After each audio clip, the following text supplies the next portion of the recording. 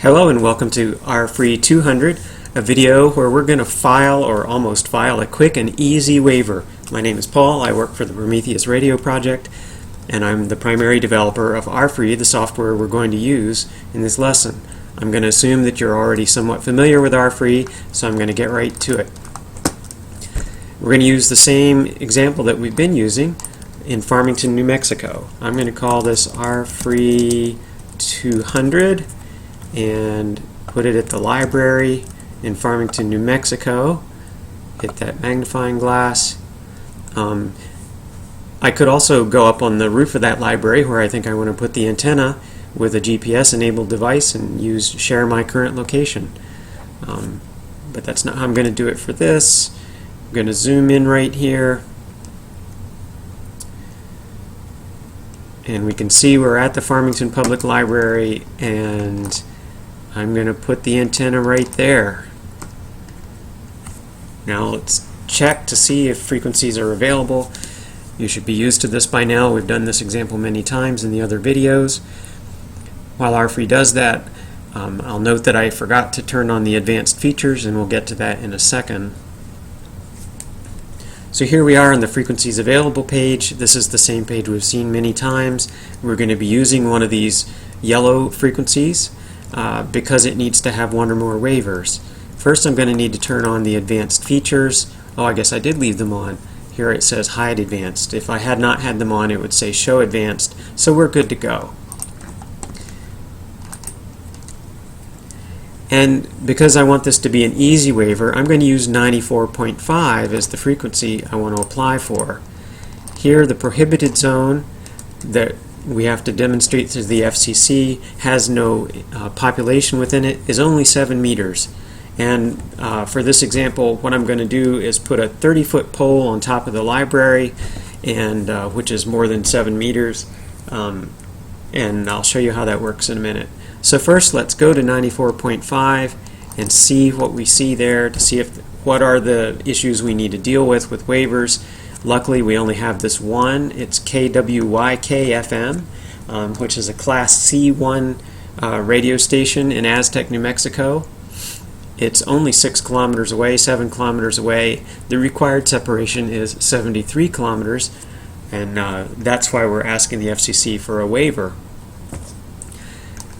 So let's, just for grins, let's click on the station, and in advanced mode, instead of just getting station information, when you click on a station in that list, you get a drawing that gives you a lot of information about the relationship between those stations, or a map rather.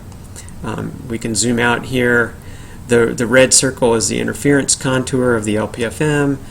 The blue is the protected service area of the other station, the one in Aztec. And you can see that there's a large overlap. Certainly this is not going to be eligible for a contour waiver, so we're going to have to use what is sometimes called a DU waiver or a PZ waiver or an undesired to desired waiver, the method of 74.1204D, I believe it is, for translators. So there's a picture of what we're going to do, or of what the situation is.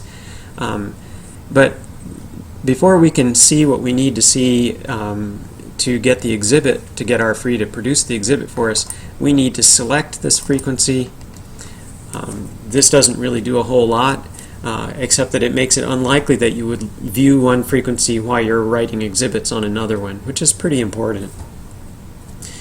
Now that we've selected this frequency, you'll see that a link to an exhibit has shown up, and I'm going to show you what that means and what that looks like in a second. Before we get into that, though, we do need to change the antenna height. The default height was 102 meters. That's too high. I measured the situation with the 30-foot pole on top of the library. This is completely fictional. I don't know how tall that library is. And I decided it was 12 meters, so I'm going to reset the height to 12. You can see the 12 here in the list, and you can read all this stuff if you want. I'm going to save at this lower level. Now, we dropped our antenna significantly, and since this is an Rfree session for more advanced users, I'm going to assume that you know that the coverage of this antenna at this height is going to be pretty good for you. We're not going to get into how you would know that in this quick video. You could use other signal prediction software. You could go stand on top of the library and see what the line of sight looks like to you. That might be the easiest thing to do. So here we are back on the same page. The details for this 94.5 frequency that we're going to apply for. It is still coded yellow. There's still one yellow, which means we have to make some argument to the FCC or do some investigation for KWYK. Before we go look at this exhibit, let's go to the Form 318 text box. Rfree has filled in many of the values for you. If you were actually filing this at the FCC, you would contact online their CDBS online filing system, add a Form 318, and one of the sections in the 318 is Section 6, which is the text box. And basically you'd copy this from Rfree into the one at the FCC. There are a few things on here that Rfree doesn't do for you, like the overall tower height above ground level. It won't do for you. There's a lot of online help here. I'm not going to get into that. What we're going to go directly to is interference.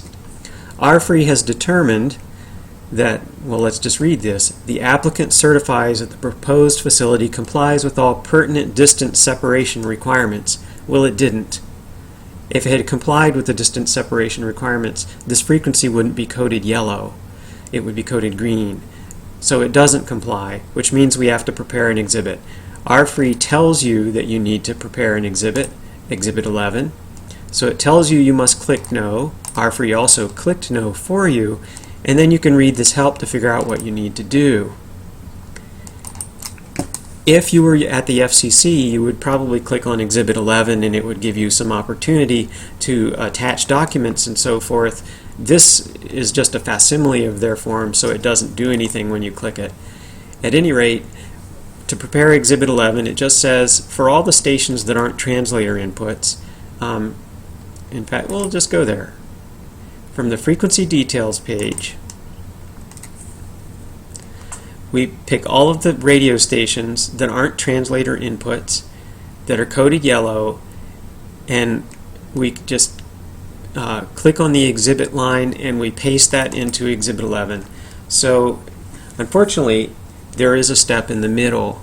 These PZ or DU waiver situations, we need to make some decisions. Rfree could ask you a bunch of questions, but I didn't really have time to code it. So here's a decision tree. So the first thing, antenna is mounted above the top of an occupied building or other occupied structure on a pole or tower. Yes, is our answer. The antenna radiation center will be very, very obviously much more than 7 meters, that's our PZ prohibited zone number, from any other occupied structures, major roads, or other people. Yes, this is true because we're putting it on a pole that's higher than 7 meters. So we answer yes. The radiation center will be at least 7 meters above the floor of the topmost occupied region or floor of the building or structure. And that's true too, because we're putting it on a pole that itself is more than 7 meters tall. So we answer yes to this, and we click here to get the exhibit. The exhibit pops up below. There are instructions for using this exhibit, but this particular one, you don't have to do anything except change this below, and you can see the notes in the exhibit. So what you would do is copy this and paste it into the form at the FCC and change the number below and remove this line. What is the number? The antenna is proposed to be mounted above the top of the building such that the radiation center is however many meters above the topmost occupied floor. So you need to fill that in. That's basically the height of your antenna pole plus the height of the top level floor. And you can read the rest of this. So this text has not been reviewed at this point. So we think it's good text, but it's probably going to change a little bit as more experienced engineers review it. I think it has all the information you need to make this argument, but again, it hasn't been reviewed yet and could probably be improved and will be improved over time. So that's it. If you were filing for 104 or whatever this was, no, it was. If you're filing for 94.5 at this location, this is the exhibit that you need to add to the LPFM text box at the FCC, and you're done. So Thanks for listening and watching this video. This has been Rfree 200, the quick and easy waiver. It's a start to finish of actually putting a waiver into the FCC, and that's really all you need for these really easy ones. Thanks for being with me, and I hope you join me for other Rfree videos.